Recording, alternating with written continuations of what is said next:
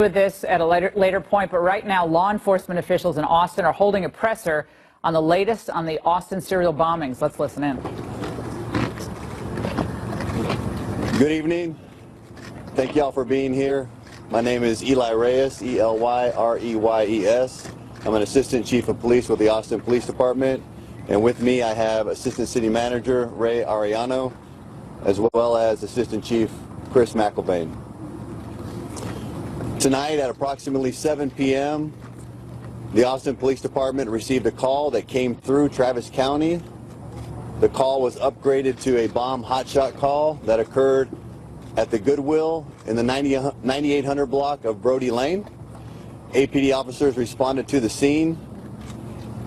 Upon the initial investigation, officers determined that a Goodwill employee had found a box that someone had dropped out that contained some items that employee didn't think the Goodwill wanted to have. He had passed that box off to another employee who was told to dispose of the box. That employee took the box around the corner, and upon looking inside of it, it had two small devices that were artillery simulators that looks like some type of military ordnance or some type of memento. The employee handled one of those devices, at which time it initiated, and the employee sustained an injury. That employee was transported to the hospital, and he is doing well and he is recovering. Of course, as you can imagine, with all of the incidents that have been going around in the Austin area recently, we responded to this with our EOD team, along with our federal partners from the ATF and FBI, to investigate this, just as we did all of the rest of the incidents that occurred in the city, as an explosive device. After our investigation on scene, we did determine that this was not an explosive device. This incident is not related to any of the other incidents that we've had here in Austin.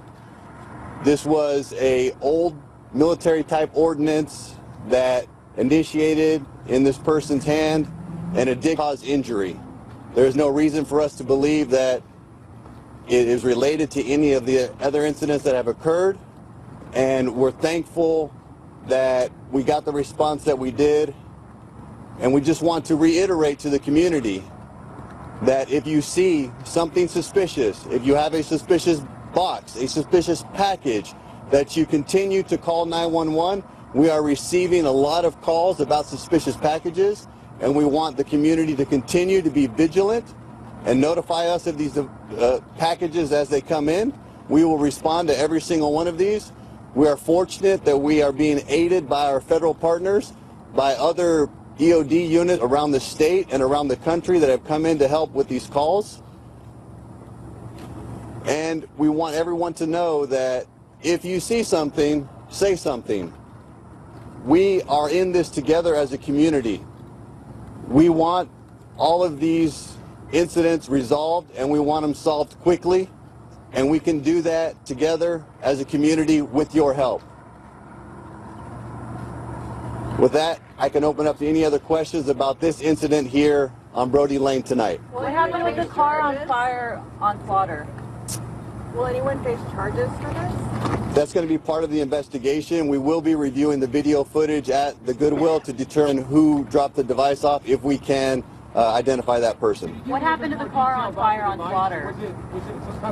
There was a vehicle that did catch on fire there. It was not related to any other incident. It was a mechanical failure. You believe he got off with a trail? We have no reason to believe that this is an attempt at a copycat.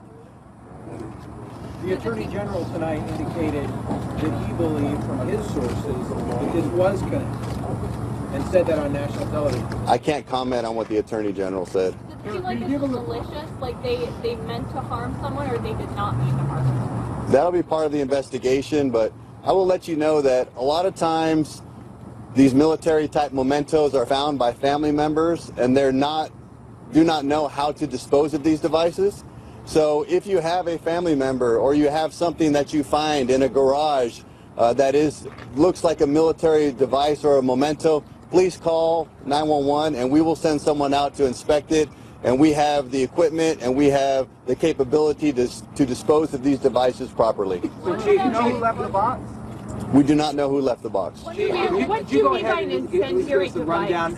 Could you give us the rundown at this point about how many devices, how many have detonated, what the connected devices are? I'm not going to discuss any of the other devices that we're investigating right now. You think they used a trail to get away?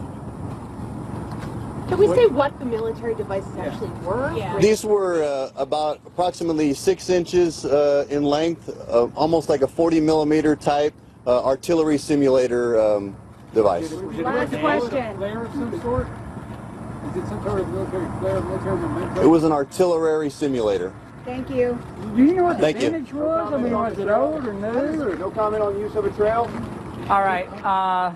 Let's bring back Terry Turchi, former Deputy Assistant Director of Counterterrorism in the FBI, and Fox News contributor Mark Furman, a retired LAPD detective. Let's unpack this. So this last device was incendiary but not explosive. Terry, did we glean anything from the official there on the status of this investigation? He seemed very reluctant to discuss any of the other devices. Well, I think he's reluctant, Laura, because they're going to want to try and give information to help the public sort this out while protecting just about everything they have. They don't want to create copycats, and they want to know when they find the right person that that person hasn't been privy to information, and it could be a phony lead or something. So they're holding off just like we would normally do. But I think something really important is going on, and that is that as you watch them, you get the instinct that all of this task force is just really working well together. The federal, the local, the state. You don't see any differences. You see really dedicated people communicating with each other. Remember that while they're out there talking to us and while they're out there doing the job during the day, these people are working all night. People are now working on this 24/7. And we can be proud of what I think we're seeing. One more point I want to make. You know, we've heard that several hundred leads were developed and interviews conducted. That's interesting. But we've also heard that several hundred federal agents are in Austin.